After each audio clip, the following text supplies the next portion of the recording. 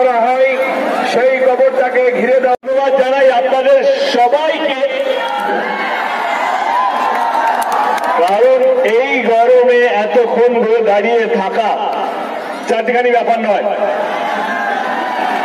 আমি হাত জোর করে আপনাদের সবাইকে ধন্যবাদ জানাচ্ছি, আমার পক্ষ থেকে, আমার দলের পক্ষ থেকে আপনাদের সবাইকে।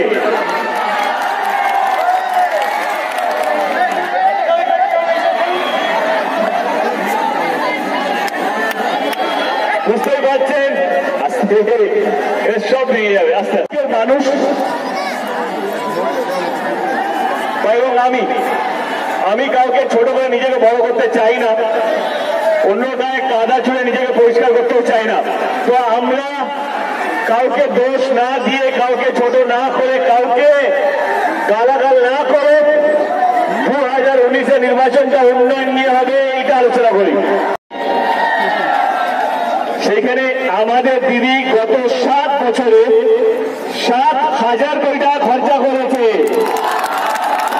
যেন প্রত্যেকটা মেয়ে তার অধিকার পায়, পড়াশোনার মাথা উঁচু করে বাঁচার অধিকারটা যেন পায়। শুধু সেগুলো শেষ নয়, অনেক গরিব মানুষ আছে তারা মেয়ের বিয়ের জন্য হয়তো টাকা জমাতে পারেনি, তাদের পাশেও কিন্তু আমাদের দিদি আছে। রূপশ্রী মতন প্রকল্প নিয়ে এসেছে যেখানে বিয়ের সময় 25,000 টাকা করে দেওয়া হয়, তা শেষ হয়নি।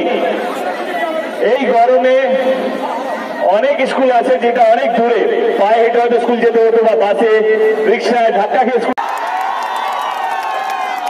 আপনারা সঙ্গে আছেন তো?